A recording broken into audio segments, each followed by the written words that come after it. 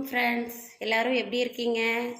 Chitra 5C கிச்சனில் இப்போ இன்றைக்கி நாம் பருப்பு கீரை செய்ய போகிறோங்க, கடைய போகிறோம். அதுக்கு தேவையான அளவு பாசிப்பருப்பு, சின்ன வெங்காயம், பச்சை மிளகாய், தக்காளி, கீரைங்க, பாலக்கீரை நான் கட் பண்ணி வச்சுருக்கேங்க. இப்போ முதல்ல நம்ம பாசிப்பருப்பை வேக வச்சுக்கிறோங்க. பாசிப்பருப்பு பாருங்கள், இந்த மாதிரி கொஞ்சம் வெந்துடணுங்க. வெந்ததுக்கப்புறம் இதில் நாம் தக்காளி, பச்சை மிளகாய், சின்ன வெங்காயம்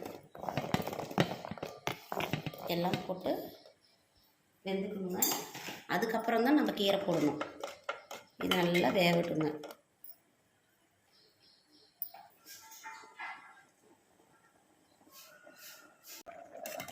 பருப்பு, வெங்காயம், பச்சை மிளகாய் எல்லாம் வெந்துருச்சுங்க. இப்போ கீரை நான் அலசி வச்சுருக்கேன், அதை நான் சேர்த்துக்கிறேங்க. பாலக்கீரை எப்பயுமே ஒரு செகண்டில் வெந்துருங்க. ஒரு கொதி வந்தால் போதும், எடுத்து கடைஞ்சிடணுங்க.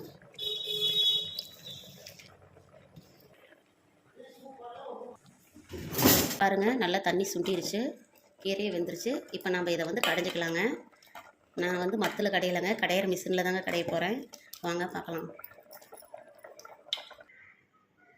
தேவையான அளவு உப்பு சேர்த்துக்கோங்க. உப்பு சேர்த்துக்கிட்டு இப்போ இதை நம்ம கடைஞ்சி எடுக்க வேண்டியதுதாங்க.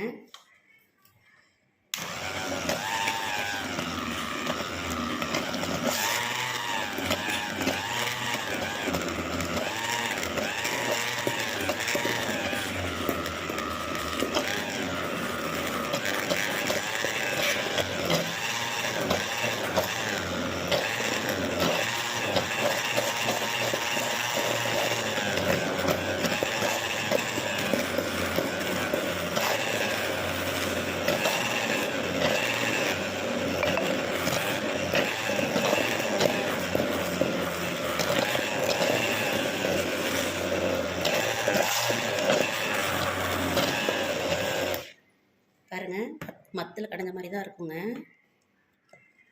அவ்வளோதாங்க. இதை இப்போ எப்படி தாளிச்சிக்கிறது நம்ம பார்த்துக்கலாங்க. தாளிக்கிறதுக்கு பாருங்கள், எண்ணெய் ஊற்றிக்கோங்க.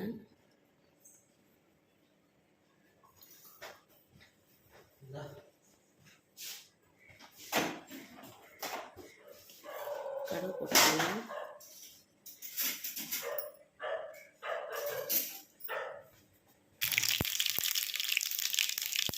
கடுகு பொரிஞ்சிருச்சுங்க. இப்போ இதில் நம்ம வரமிளகாய், கீரை போட்டுக்கலாம்.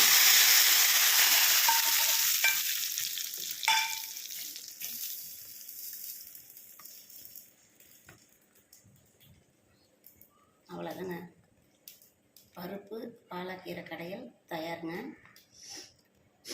பிடிச்சிருந்தா லைக் பண்ணுங்கள், கமெண்ட் பண்ணுங்கள், ஷேர் பண்ணுங்கள், சப்ஸ்கிரைப் பண்ணுங்கள் ஃப்ரெண்ட்ஸ். தேங்க்யூ.